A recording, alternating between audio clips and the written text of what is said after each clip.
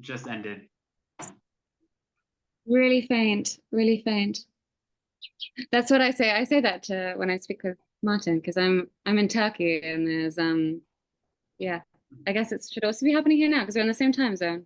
Maybe it's slightly yeah, I can't hear it though. So it Because the sunset, it will vary a little bit. will vary. Yeah, yeah. Yeah. It will be like not quite yet, but at some point soon, I guess.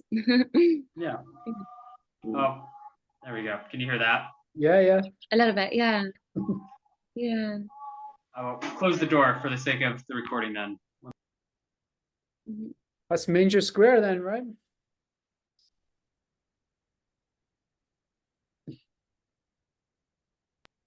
We got mosques Where's everywhere. the mosque? Yeah, there's a different mosque. Where's the closest mosque in Ida Camp? There is one in Ida Camp, Okay. one for Ida Camp. Oh. Yeah. And then a couple nearby. Yeah. Yeah. Trying to think where we left off. We talked about hope. Talked about my future, which is uncertain but hopeful. How did you get? Tell me a little bit more about your goals for this.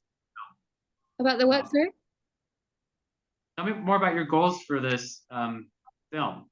You want to document the relationship with the soccer team and the impact of like travel has on them and these relationships. Yeah. I mean, we've got personal goals, but I mean, I think I just want to try and help in any way possible, and show that like all like if we care, you know, and it's just I don't know, it's hard to put into words, but just to like I just care. It's just like it's like a personal thing. If I don't help, I'm ill, you know. But even people tell me, "Oh, what you doing? You're wasting your time. You can't help. It's hopeless." But that my goal is just to keep myself healthy, you know. Yeah, I get that. Yeah. And it's like I'm still trying to interpret like still trying to understand the draw or the call or what it is, like what it means, like that God has put this on our hearts. Like, I mean, I just remember I'm just trying to understand it because it's like it doesn't go away. Like I might pursue other things and it just always comes back to like considering how this relates to people in Palestine. And I don't know, I'm just well, sorry, they just started to play music. I might get a bit distracted. But I'm just remembering this like during this conversation, I'm just remembering this moment in Mary's in the milk grotto, I think it was when we is that where they yeah, that's where they have the nuns of the perpetual adoration. And I remember we were praying there and I had this very like sort of just profound conviction of like what God spoke to me about the things that he like that I felt he wants me to do with my life and who I am. And it was a bit more of an identity thing, but it happened there. And it was quite linked to Mary and her mercy and her compassion. And just it happening there, it was just quite a profound moment. And we feel quite bonded with this kind of call to justice and compassion through Mary, and it's very specific to this land as well. And I mean, for one example is I have this call to be like a movement practitioner, like and that's I'm on that journey of like understanding what that looks like, and it's like movement for healing and trauma. But one of the main sources of inspiration was in Bethlehem when we went on our first night to this art center space called the Wonder Cabinet, and we took a yoga class there, and it was just quite it was so pioneering because it was like one of the first it's like the first yoga happening in Bethlehem. And since then I've spoken to the yoga teacher, and she's done some fascinating work, and we've spoken about trauma and movement for trauma, and so even as I go on my own journey and path of what I want to do, it's always circles back to being very linked to this land and to this area and to these people. And so I'm just trying to interpret what that call looks like. And I know it's the same for Martin as well. He's like a musician and an artist, and yeah, but it's so intrinsically linked to the people there as well. And we're just on a journey of like discovering what that means and what like yeah how we're supposed to go back in what capacity and what yeah. So just and then I think we're just right in the midst of interpreting all these things really. Which yeah, does that make sense? Yeah. Yeah. And Is it's that somehow clear? finding I don't know truth. if that makes sense. I'm but- searching for some kind of truth, and it's beyond words. It's really hard to put any of the feelings into words, and this is why we have tried to have conversations. But there seems to be a Mm, global kind of people are hypnotized, or I don't know, I would hate to say like brainwashed, but I just the search for truth through like religion, you know, and some kind of faith that's gone, or spirituality that's gone, you know, and I think there is a global shift back towards spirituality. I think that there is some kind of movement to spirituality which was lost in the past 20 years. I don't know if you've seen it yourself.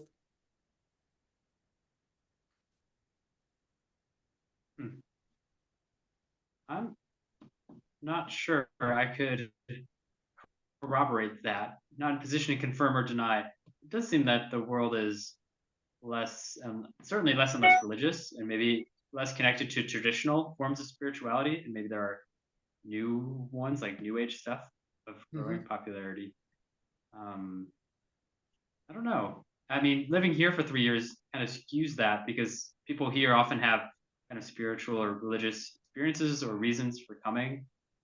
Even the secular NGO type people are more open than maybe their counterparts who aren't here. So I don't know. But I have heard a number of stories of foreigners coming here and having experiences, not just with the land and the historical holy sites, but with the people that are inspiring to them in their spiritual journeys. So I think that is part of the calling of the Palestinian people somehow, enduring so much for so long. mhm. Even just when you arrive at the airport and you pass through the buses and the checkpoints, I mean, the feeling is different, you know. It's you must have done it many times. Yes, I've done the checkpoints a lot. Have you ever done Yeah, it from Jerusalem Jordan? does feel so different from Bethlehem. I have from Jordan twice. Mhm. Yeah. Yeah. Yeah. Jordan feels peaceful compared to this place. Sure. So, imagine. yeah. Even though they have a Yeah. funny Imagine kind of that. king or whoever's in charge there, seems it's a strange setup, I think, because the people are all with Palestine, but the government seem to be some kind of royal club. I don't know. Is it a royal family in Jordan? There is a royal family, yeah, and they get mixed reviews. It is a monarchy. They obviously they normalized what 30 some years ago, so I don't think that people like that there's a pretty big U.S. military base that exists to protect Israel. I don't think they like that. And 70% of Jordan's population is Palestinian. A third of them 20%. are refugees. So it's 20. 70% 70. Palestinian. What? 70% of Jordan is Kind of Palestinian. bonkers. That's Yeah. Wow. I find that incredible. I never knew that. Yeah. A lot of them are refugees. Yeah. They can provide or comprise some of Jordan. 1/3 of Jordan's population is a refugee or asylum seeker, I think. Yeah. So Have you been to Oman or any of these impoverished. big cities? Yeah. Oman is where you To fly to, right? Amman and some of the villages around. And yeah, I flew into Amman also. Is it quite a big I westernized did a city? tour. There's a lot of Jordan I didn't see. Wow. Yeah, parts of it are westernized. It's all pretty urban, developed. Similar. It Just is a about. pretty similar feel to a West Bank city in that sense. Okay. Yeah. Mm. Let's see. I mean, the difference is that it's so wide ranging and you go without being like stopped by a checkpoint or something like that. And it's all Arab. And it's what, 2 hours away Yeah. from Bethlehem? So- 2 hours, right? In the car? I mean, if there were no occupation or no state of Israel, it would be less than that. I think it's maybe 40, 50 kilometers. Okay. Yeah, from Bethlehem, my God. Like it's really close. I mean, before 1948, there was a bus that just, yeah. I Mm, mean, I could almost see it. mm. That's right. You said you could see it from your roof. A clear day, right? My God. Yeah, I see the mountains. Yeah, and I think is Amman on the other side? Well, Amman is lower down, so Mm. almost. Yeah. So apart from your dissertation and your Back work, in there a day, like before 1948, there was a yeah. there was a bus that would go from Jerusalem to Damascus to Amman to Cairo. All these a single bus line. Like hard to imagine now. So go That's ahead. We crazy. probably have a lag. Yeah, we have a little lag. Yeah. Yeah. Sorry, you asked your question, Martin. I was just going to ask about your like dissertation and your help with the community. Do you find yourself do you have a lot of free time, or do you have a social life there? Do you mix with the local people a lot? Is there a lot of, I can't imagine there's a lot of Americans there. Maybe there is. I know like one other American, a couple others at Bethlehem University, a few priests, brothers there. Yeah, but mostly, yeah, I'm hanging out with Palestinians in the little spare time I have. What do you do for fun? This has been a busy few months. Make edits on my dissertation. Just kidding. Shit, really? Which program do you do? I have been reading this. This is a novel. One of my students gave me this novel, and it's been really good. In It's Arabic? called Bekadat al-Jisd. It means memory of the body. That's been my hobby. Need to What's it get called? better. What's it called? Memory of the The body? memory of the body. Oh, that sounds so You know. good. Yeah. Yeah. About the Algerian Revolution and a man who became disabled in it, lost his arm, and his best friend died fighting, and he and his daughter develop a friendship that Have you seen The seems Fall? right now to be turning romantic. There's an Albert Mhm. Camus The novel Fall? called The Fall about the Algerian No, Revolution. I haven't. It's really good. It's a short story. There's a movie as well. It's a great movie. Albert Camus. You know Camus. Oh yes. You should But watch the are you saying movie. there's a film or are you saying there's a book? Yeah, there's a movie. It's really good. I think you can watch it Oh. on YouTube. It's free. I would recommend it. It's Mm. Okay. Or is it The Plague? Maybe I'm getting mixed Put up it on with the The list. Plague. There's The Fall and The Plague. Sorry. Mm. Will sound cheery. Yeah. Mm. Yeah.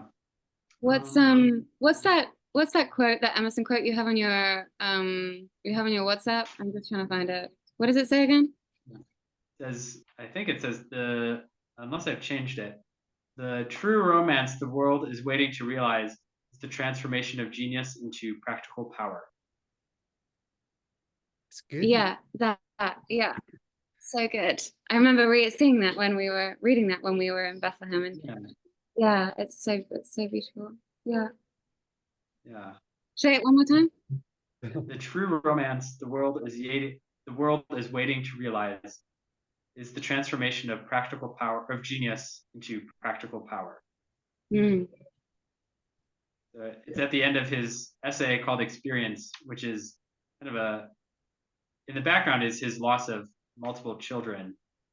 He had many losses in his life, and the struggle to turn that his experience, the challenges of life, into something that really matters in the world. Power. And I just one reason the quote resonates with me is I'm drawn to the contemplative tradition in the Christian faith, and I've rewritten the quote as a reminder for myself as the true romance the church is waiting to realize is the transformation of contemplation into practical power. Which Going from that. Which meditative faith are you? love, knowledge of God. Are you, do Which you faith belong am to, I? to an organized religion? Sorry to No. I'm kind of between denominations. I could say I take what I like and leave the rest. Um, Mhm. So I come from a church, a Protestant church background, and have been in membership in a Anglican church as well. And now I just kind of am doing more my own thing, trying to read, learn, and obey. Yeah. This is something that came up with me a lot. This, like, they call it this Judeo-Christian kind of, they almost use it as an excuse for what they're doing. And personal friends and family, and also it seems to be the big picture. They're using this like biblical thing as an excuse for this genocide. What do you think about that?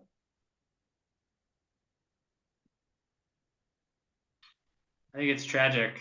Yeah. One of my neighbors, families that I'm closest with, has twice told me that he couldn't possibly believe that the Bible is the word of God, or it must be corrupted somehow. He's Muslim, because there's no way that God's word can command killing, not just anyone, but a whole people.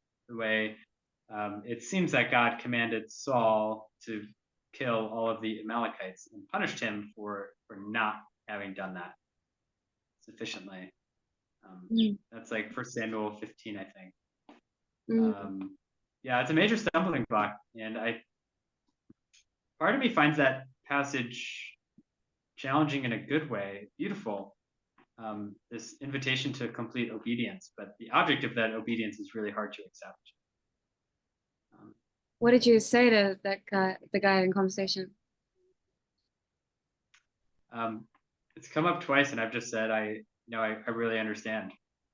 I get that.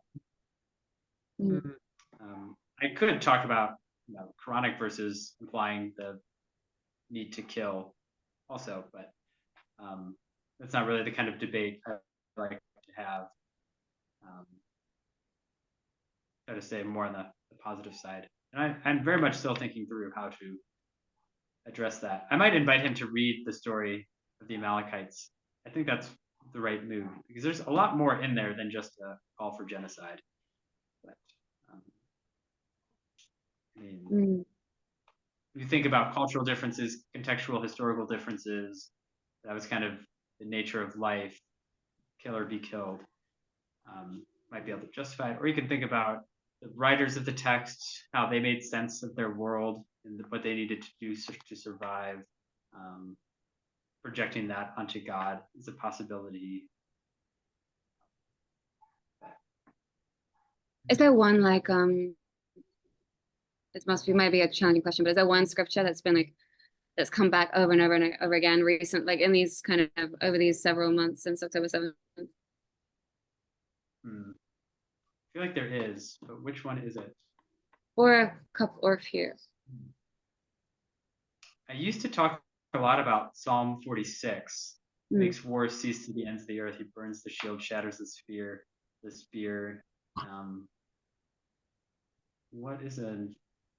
I have been talking to a lot of Christians about how Jesus made peace. What were his methods?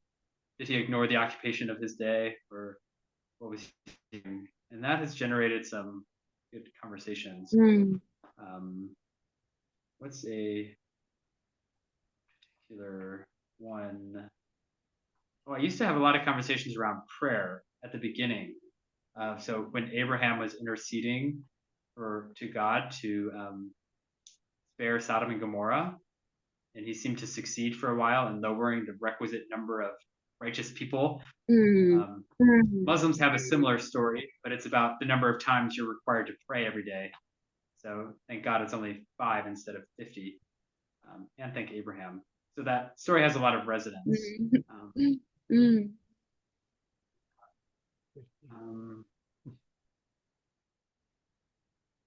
feel like there's another, but I'll have to send it to you if it comes back to me. No worries. And how much kind of reading of the Quran have you done? And like into like how much do you know about Islam? I know the basics. Definitely far from an expert. Lots I don't know. I've read the Quran and I've had a class or two on Islam. I'm doing some study now on the Quranic verses around Jesus' death. Basically, Muslims generally say that Jesus did not die; he was taken up. And was somebody who looked like him that was crucified. But there's different tellings in the Quran, and the historical commentaries are more broadly opinionated than the current consensus. That's obviously a major sticking point with Christians. If Jesus died, it's pretty important to Christians that he died. Yeah. Yeah. Yeah. This is the thing. In Glasgow, I was brought up in a kind of always learning. A separated community where the Catholics would go to one school and the Protestants would go to a different school.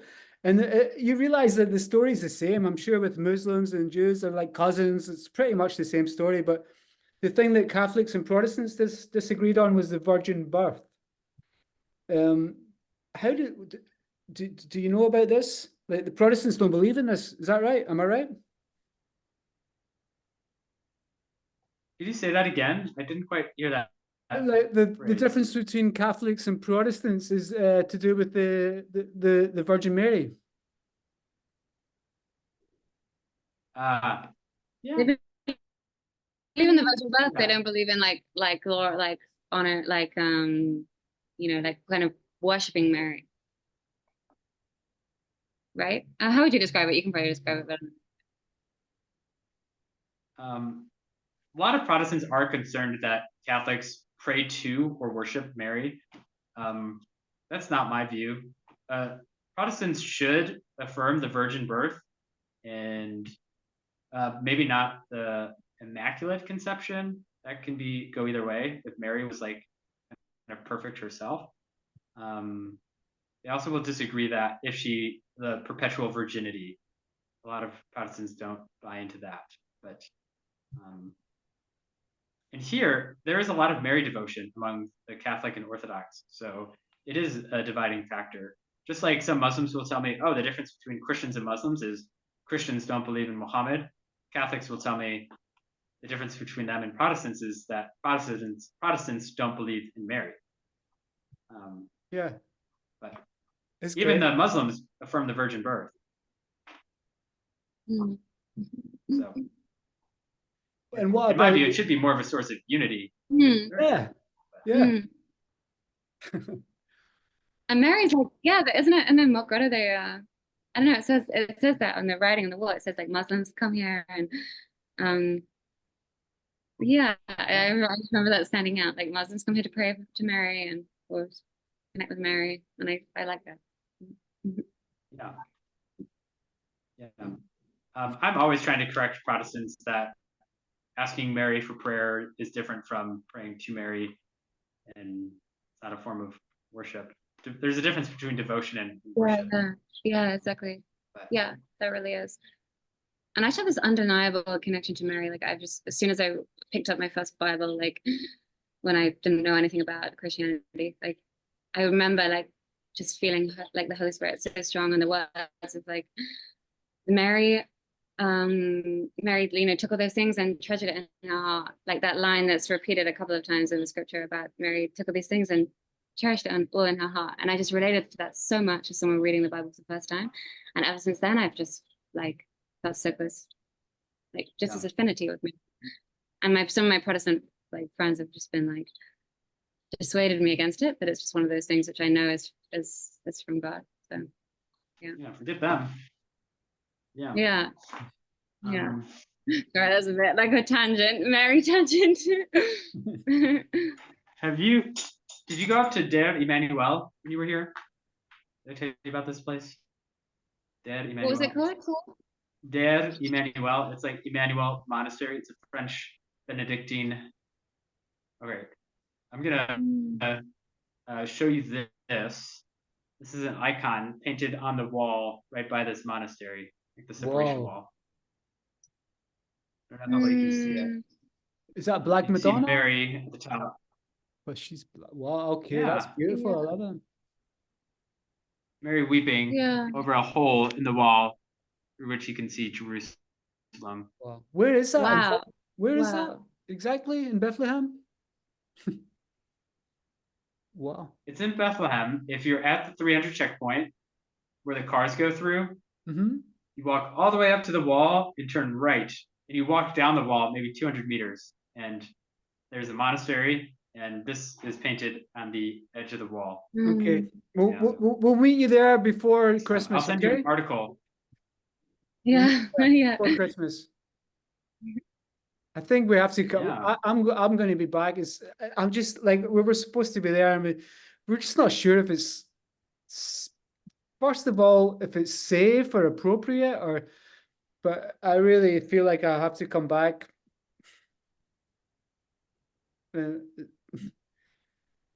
Come back. It's safe and appropriate. People Yeah. here miss having tourists.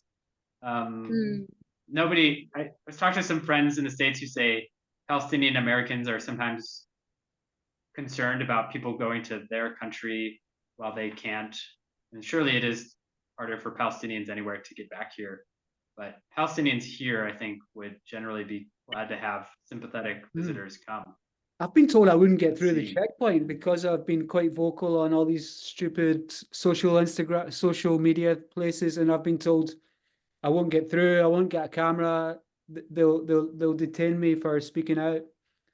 But I reckon this is bullshit, right? It is possible. People do get denied. If you get on their list, you could be denied. But the real trick would be not getting on their list. So in a time like this, there's so much going on social media. It's doubtful that you are on their list already. So the trick would be once you get to the airport, answering their questions in such a way that they won't ask more questions or they won't start looking you up on social media. That must be a That big makes sense. list, man. They don't. There's So that will basically involve lying.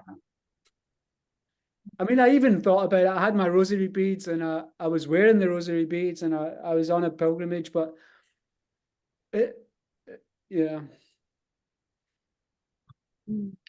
They're going to ask you, why are you here? And if you tell them, oh, because I love Palestinians, you're going to get a lot of questions, and they're going to start going through your phone, and then you could definitely be denied. Yeah. But if you say, I'm here to see holy sites, then you're going to be in good shape. They're going to ask you what languages you know. They'll ask you, where are you staying? And your answers are going to be English and Jerusalem, not Bethlehem, not Arabic. Pretty simple. But if you go through Jordan, there's no problem, right? No, there shouldn't be. You'll have some questions also, but it should be fine. And is there to get from Oman to Bethlehem? How does that work? There's different ways. The easiest way would be to go to the Allenby Bridge, which is in the middle of the West Bank, crossing basically at Jericho.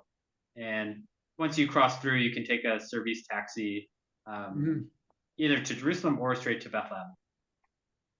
Okay. So it's a shared thing, less than 100 shekels. Can't remember how much, but yeah. Would you travel to are you traveling to any other like West Bank cities at the moment, or no?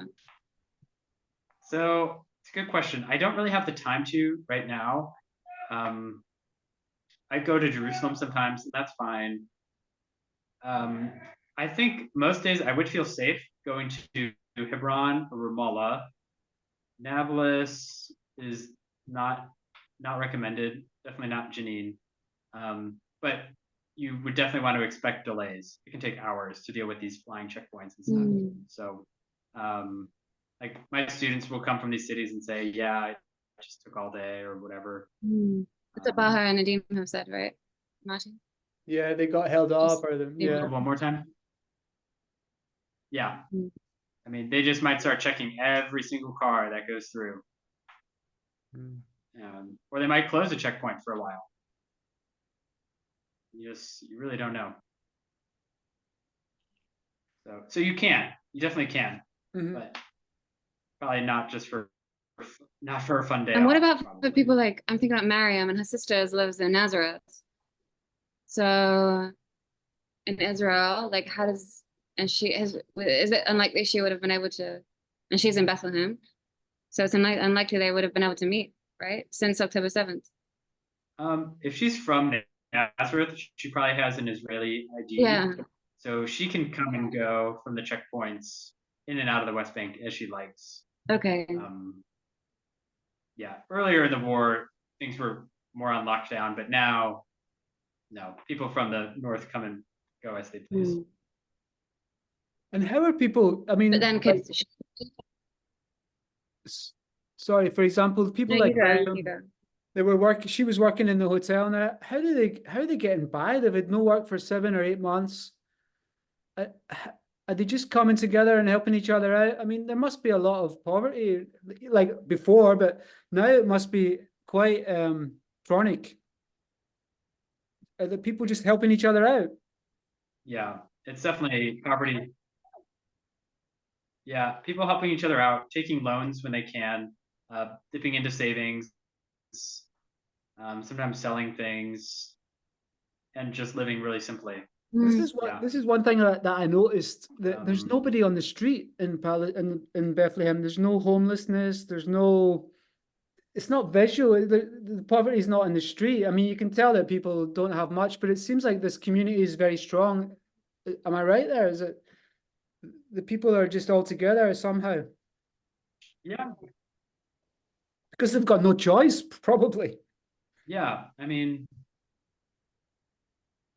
Yeah. yeah, people are closest with their families, but yes, there's a strong sense of community, Is there any products that aren't getting And through, why? like a lot of grace for basic each other. essential stuff, like milk and eggs and all this? Is all that stuff's okay, but is there anything that's not getting through?